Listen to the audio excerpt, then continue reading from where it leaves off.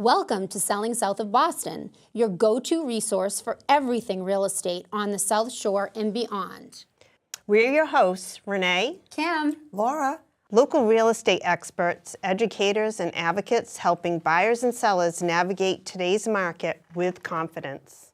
Whether you're thinking about buying your first home, selling your current one, or just love staying in the know with what's happening in our local market, you're in the right place. Each week, we break down real estate strategies, share insider tips, and talk through real-life scenarios we see every day right here in Mass, so you can make smarter, more informed decisions. so grab your coffee, get comfortable, and let's talk real estate south of Boston. Welcome back to the Selling South of Boston podcast. Today we're discussing one of the most important decisions for home buyers before they even begin house hunting, choosing the type of home that best fits their lifestyle, budget, and future goals. On the South Shore, there are many different options for housing, and each comes with its own advantages and considerations. So we're just going to hop right into it, starting with our single-family homes. So this is the most traditional option. It's the single-family home. They offer privacy, outdoor space, and flexibility to make the property truly your own. Many buyers enjoy having a yard for entertaining, gardening, pets, or simply just to enjoy the outdoors. And with the freedom comes responsibility.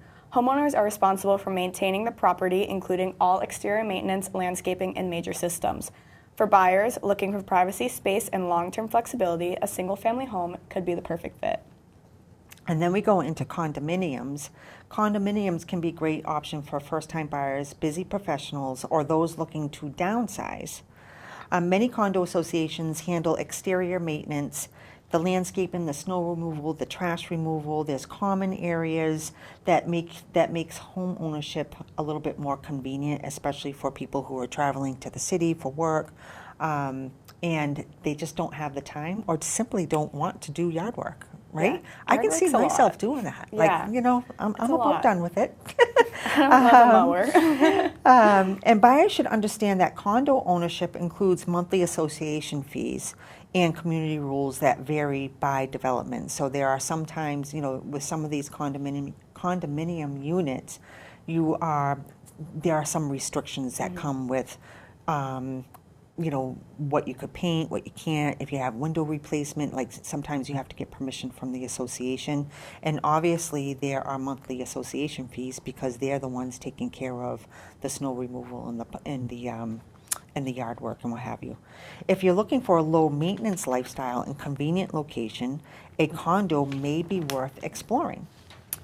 And then we have something called townhomes. Townhomes often provide a nice balance between a condo and a single-family home. They typically offer more living space, multi-levels, attached garages, and sometimes private outdoor areas.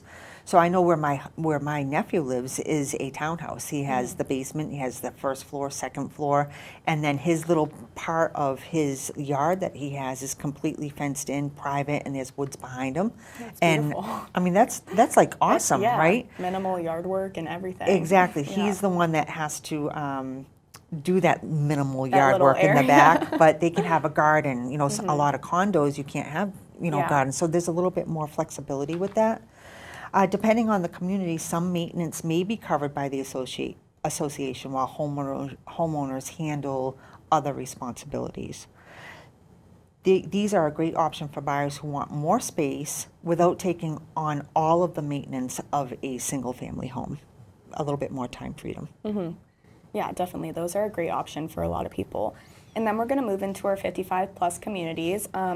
For active adults, 55-plus communities have become increasingly popular throughout the South Shore, and they're designed for residents who want to simplify their lifestyle while enjoying amenities and a strong sense of community within these little areas. Many offer single-level living, which is awesome, clubhouses, fitness centers, walking trails, and fully maintenance-free exteriors. And for those looking to downsize without sacrificing the comfort that they have, 55-plus communities can be an excellent choice. And then diving even more specific into 55-plus mobile home communities, these are another option for buyers who may not be familiar with what this is. They're communities that can provide one of the most affordable housing options for homeowners while still offering privacy and independence. One key difference is that in most mobile home communities, you own the home but lease the land it sits on. So instead of receiving a deed at closing, buyers will receive a bill of sale for the home and enter into a land lease agreement with the community. Many communities charge a monthly park fee that may cover services such as road maintenance, snow removal, trash removal, or community amenities. And some communities are resident-owned cooperatives and require a buy-in. In those cases, residents may have a voice in community decisions and governance. Another important consideration is park approval. Most communities require buyers to complete an application process that may include a credit check, background check, income verification, and approval by management. And this is a very important aspect of it because this is required, and if you do not get this approval, then you can't have a home there. Right. Yeah, so it's important to really understand and know this part of it.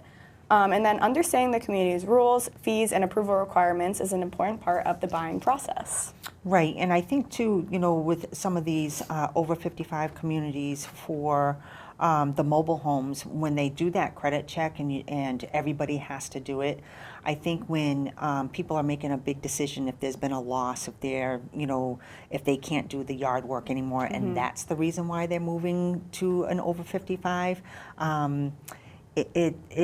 it makes them feel safer. Yeah. Because Yeah, everybody's definitely. gone through the same process. Yeah, you can relate all of to your your neighbors. Yeah. Exactly. You're all in the same boat.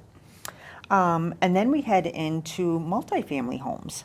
Multifamily homes offer a unique opportunity for buyers looking to generate income or accommodate extended family. Whether it's a two-family property or a larger multi-unit home, owners can often live in one unit while they're renting out the other. Many buyers use rental income to help offset their mortgage housing costs. These properties can be excellent investments, but often require additional management responsibilities. And I don't know if that's something that I would like to do, Anna. Yeah, that's I a lot don't know.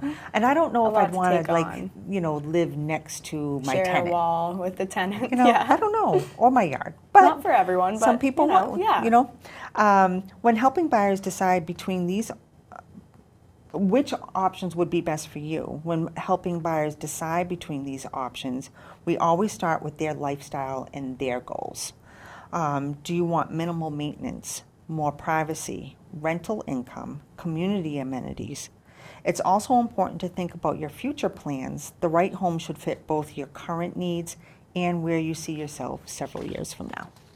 Yeah, there isn't, one right answer for everyone. It really depends on the buyer and what they're looking for and what will best align with them and their goals. So in today's episode, we really gave you a better understanding of the many housing options available throughout the South Shore.